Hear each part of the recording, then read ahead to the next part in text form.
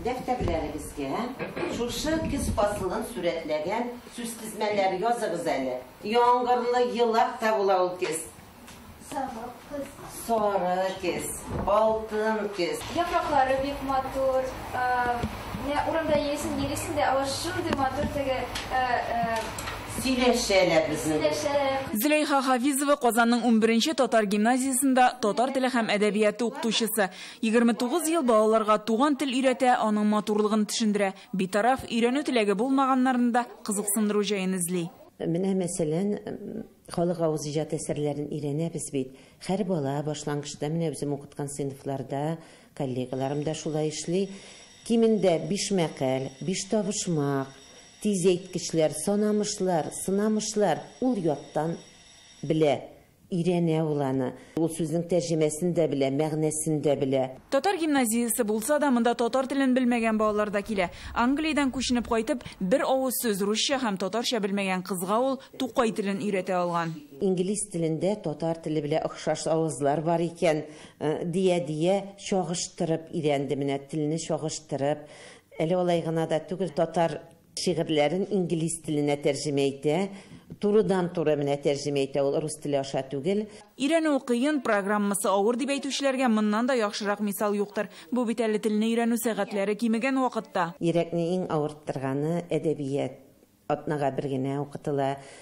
Менә эшли башлаган елларда 3-4 сәгать укыткан чакларда бар иде. Бала бит ул әдәби әсәрне укырга да, күңел аша үткәрергә дә, матурлыгын тыйырга да өйрәнергә тиеш. Кипет зур яшел, кипет зур яшел.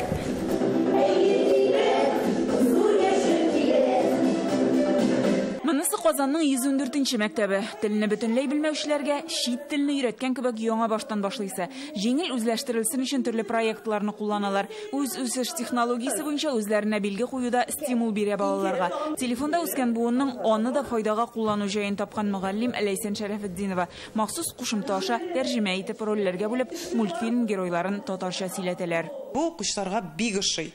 Менә мондый татарча тавышландырылган мультфильмнарны дәресләрдә дә күрсәтеп була, сыйныф сәгатьләрендә дә күрсәтәбез. Әле аны бер сыйныфның эшләгән эшен икенче сыйныфка кирип күрсәтәсең, алар тавышларын таныйлар, тагын кызыксыналар. Минем максатым, мәсәлән, инде анда теге иркен сөйләшмәсә дә, уңайсыз ситуациялардан чыга алырлык булсын. Кибеттә әйбер сорый алырлык булсын, урамны сорап яки инде аңлата алсын аны. Укучылар бит алар авырлыклардан куркып, әйдәгез, без рус теле төркеменә күчәбез диләр инде. Без инде моны туган рус теле төркеме дип әйтәбез, диме? Рус телен тирәнтен өйрәнергә. Менә бу булай итеп эшләгән вакытта алар минем рус төркемнәренә күчмиләр. Шулай татар теле укытучысына башка мөгаллимнәргә караганда күбрәк тырышырга туры килә. Бу безнең бүгенге чынбарлык. Чыпшын татар балалар килә.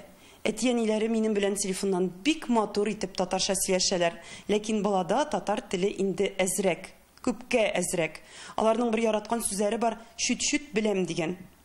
Менә әти-әниләргә әйтәсе килгән сүзем шул. Балагызны өйдә мәктәпкә биргәнче, балалар бакчасына җибәргәнче татарча өйрәтегез. Мәктәпләрдә бүген 3200 татар теле укытучысы бар. 5 ел элек 5000 булган. Сәгатьләр саны кимегәч укытучыларга эш кимеде. 1000 ярымы башка фәнне укыту өчен курслар узды. Алар хәзер башлангыч сыйныфлар математика, география, җәмгыять белеме, тарих укыта. Бу таби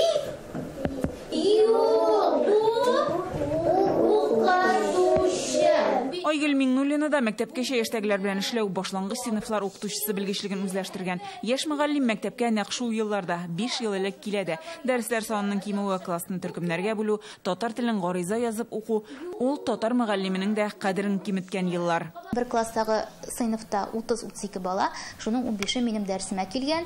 Бу инде яртысы дигән сүз әйе, һәм бу бик зур күрсәткечтер дип уйлыйм. Ни кызганыч, өлкән сыйныфларда әлбәттә инде бу алай ук түгел, төркемнәргә җыела 9-10, күп дигәндә 12 бала. Әти-әниләр 1-нче, 2-нче, 3-нче сыйныфларда татарча укыган баласын рус төркеменә күчерә. Укытучының да, укучының да хезмәте шулай юкка чыга. Мөгаллим моңа ничек түбәнсенмәсен инде. Татар теленең торышы, укытылышы ни кызганыч укытучыларга һәм әти-әниләргә генә кайтып кала. Әгәр дә ул дәүләт тарафыннан катырак тырылып, бит дәүләт тарафыннан шулай ук бирелсә, бәлки безгә җайлырак булыр дип уйлыйм мин. Менә бит математиканы берәү дә сайлап укымый, шулай бит. Мисал өчен бездә немец теле өйрәнелә, мәҗбүри өйрәнелә. Әни өчен татар телен без шулай әтиәниләр ихтыярына калдырырга тиеш. Менә шундый уйлар, борчулар белән яши бүген туган тел укытучысы, үзенең кирәклеген исбатлап. Шулай күңел дә тула, кәеф тә кырыла, әмма балалар үзләре үк укытучыны шатландыра да. Әле 3нче көн генә мине бер малаем шаккатырды. Ләйсан Вазыховна без челлендж эшләдек ди. Мин әйтмәдем бит әле аларга бу турыда. Алар чыгып тәнәфестә һәм өйдә кичкә кадәр гел татарча сөйләшергә сүз куештык ди. Менә бу көннәрдә генә булган хәл, бу инде минем өчен бик кызык та булды. Бик рәхәт тә булды менә моны ишетү. Без бүген аралашкан укытучылар арасында өлкән һәм яшь буын вәкилләре дә бар. Шунысы игътибарга лаек, сыналсалар да үз эшенә тугры, нәтиҗәгә эшли торган горур мөгаллимнәр алар. Андыйлар булганда өметсездә дә өмет уяна. Гөлназ Сайфетдинова, Данил Филатов, Игорь Романов, Яңа Гасыр каналы.